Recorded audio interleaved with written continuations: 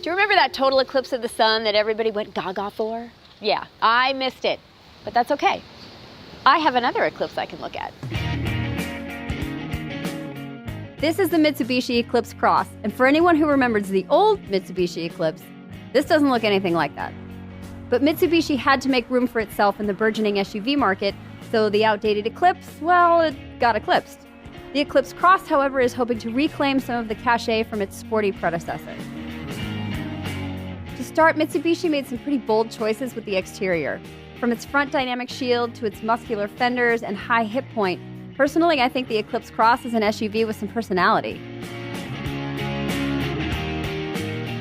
But here's where, in my opinion, it goes a little sideways.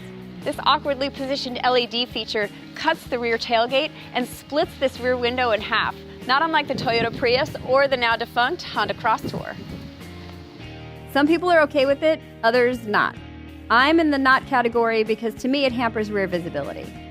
While we're here, I'm a lot like Goldilocks when it comes to adjusting seats. Normally they take me days. This one took about 30 seconds, which leads me to believe that the Mitsubishi Eclipse Cross may not be comfortable for a larger guy. Too bad I don't know any guys in the car reviewing business. Is it too small for you? She feels pretty good. Yeah, it's quite comfortable. My theory is blown.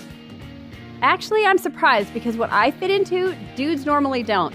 Looks like Mitsubishi isn't just targeting women as potential buyers. The rest of the cockpit is intuitively arranged. Accompanying the 7-inch infotainment display is a touchpad placed in the center console. Sort of like a laptop mouse, it's supposed to ease operation while driving, but for me, it didn't. I'd rather poke the touchscreen than look down trying to see where my finger is swiping. But Apple CarPlay and Android Auto are standard on the LE trim and above. We appreciate Mitsubishi's attempt to bridge the all-knob interiors of yesteryear with the 100% space-age screen designs of tomorrow. But oh, no volume knob. I hope Mitsubishi takes a page from Honda's new CR-V and finds a way to re-implement the knob sooner rather than later. In fact, I think they should take these monstrous paddle shifters, which most drivers of the Eclipse won't use, and mold these into one.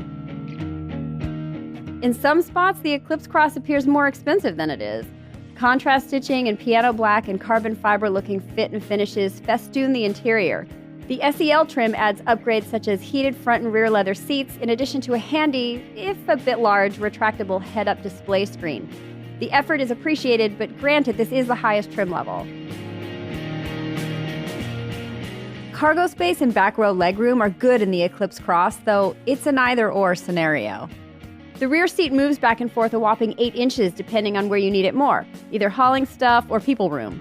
It's a really smart use of some limited space. There's a lot of really nice recline in the rear seats, but it's probably easier to adjust when you're outside because the only way to do it is right here, and it's a bit awkward if you're sitting in it. The headrest is in kind of a funny place too. 4 trim levels are available on this CUV that's wedged between the more expensive Outlander and the slightly smaller Outlander Sport. The front drive Eclipse Cross ES starts at $24,290, including a $995 destination charge. Buyers can add an all-wheel drive option for only about $600, which kind of begs the question, why not just include it on all trims since it's standard on the LE, SE, and SEL?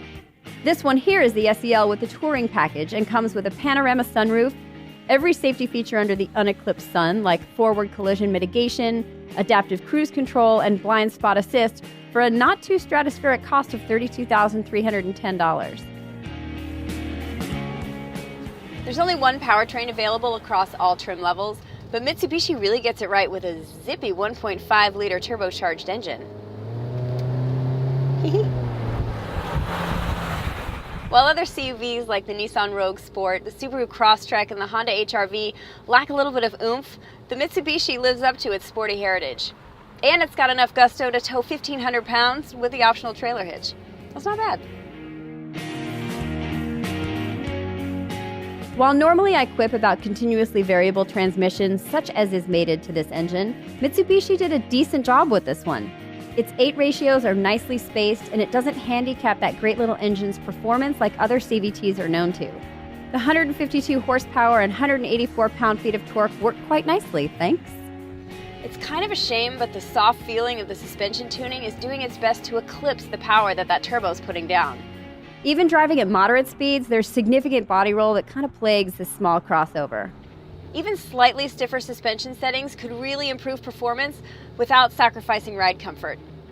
While the steering wheel is a perfect size for my hand, the steering feel of the Eclipse Cross is vague. If sporty is really what Mitsubishi was after, they could have capitalized on this great little engine with more responsive steering.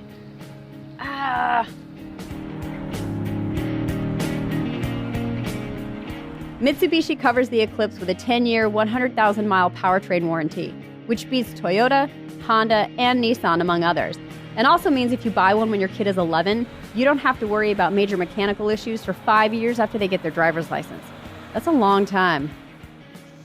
And time is exactly what it's going to take to see if the Eclipse Cross can help relaunch Mitsubishi back into major player status. At least no one's going to have to wait until 2045 and the next total solar eclipse to cross the United States to find out if it works. And this one, you can look directly at without hurting your eyes.